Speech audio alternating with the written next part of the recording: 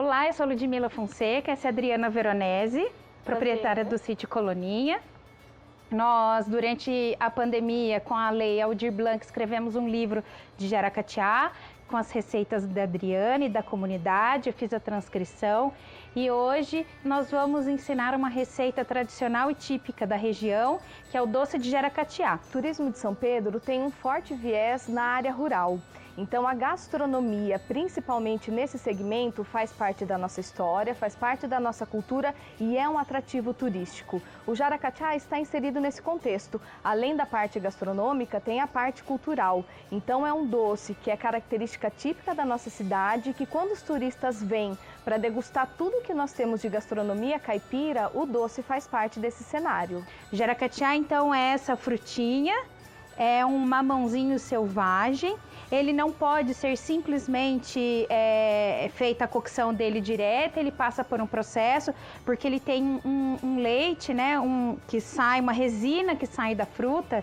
Como o mamão tem a papaína, né, então ele tem essa resina que ela é tóxica e a gente precisa retirar então essa resina para depois fazer o processo do doce. A Adriana vai mostrar pra gente, vejam que ela está com luvas, né? Para não queimar as mãos, para a resina não machucar. Então, utilizando as luvas, ela vai fazer o corte da fruta, vai retirar a polpa da fruta, que não precisa ser descartada. Ela também serve para a produção de geleias. E aí a gente vai fazer o molho dessa fruta para tirar essa resina. Então, a Adriana vai mostrar aqui pra gente como é que se faz. Então ela tira o bumbumzinho da fruta, né? Essa partezinha aqui é onde se viria o caule. Corta a fruta ao meio, tira a polpa, que são essas sementinhas, né? E a gente vai deixar ele de molho. Esse molho, ele é feito com uma troca de água de 3 vezes, para retirada total dessa resina.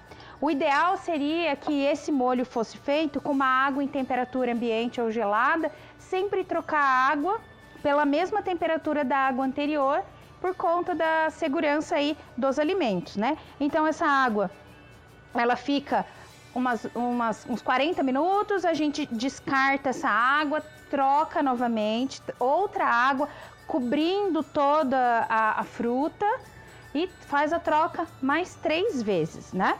Então, posteriormente a esse período da troca da água, a gente tem aqui então já prontinho a fruta, já sem essa resina, que a gente vai utilizar para a cocção do doce. Veja então, a fruta ainda está com casca, ela é feita com a casca, ela está só sem a polpa, tá? E sem a resina. Então a gente vai usar aqui, como os nossos antepassados, né, no fogão de lenha mesmo, a polpa da fruta e o açúcar. Pode ser açúcar cristal ou açúcar refinado, tá? Aqui a gente vai cobrir com água em abundância, tá? Porque se eu precisar acrescentar mais água no decorrer da cocção do doce, ele tende a cristalizar e muda a cor da calda resultante do doce. Então a gente vai cobrir aqui com água e vai fazer a cocção. Então agora a gente vai cobrir o doce com a água, a Adriana vai colocar água. Vejam que é bastante água, é muita água, é água para quase cobrir e mais o dobro, tá? Então eu cubro e mais o dobro de água, para que a calda depois fique clara, fique uma calda lisa. A gente está usando aqui 1 kg de jaracatiá limpo, já limpo, sem a semente e já sem a resina. Mais ou menos 1 kg de açúcar, e aí a gente pode usar o açúcar ou cristal ou açúcar refinado. Agora ele vai cozinhar por 2 horas e meia.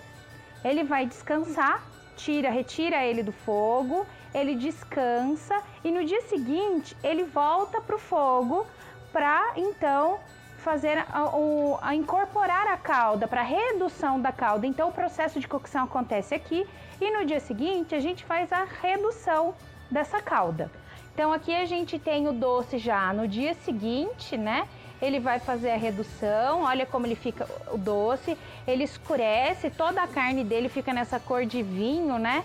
Apesar da gente não acrescentar a textura da calda, ela não fica muito dura, ela fica só uma calda avermelhada, ela não fica muito escura, né? Parece que a gente colocou um vinho, mas não tem acréscimo, é só o doce, água e açúcar, tá?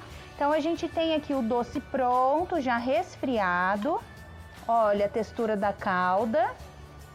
Tem que tomar cuidado para não apurar demais e a calda ficar puxa.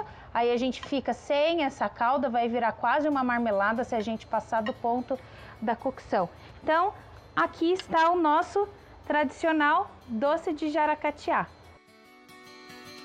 O doce de jaracatiá, ele faz parte do patrimônio cultural da nossa cidade. O saber fazer o doce, que é passado de geração em geração, faz parte também desse patrimônio. E diz a lenda que para se tornar filho da terra, você tem que consumir o doce. Aí você se torna um são pedrense.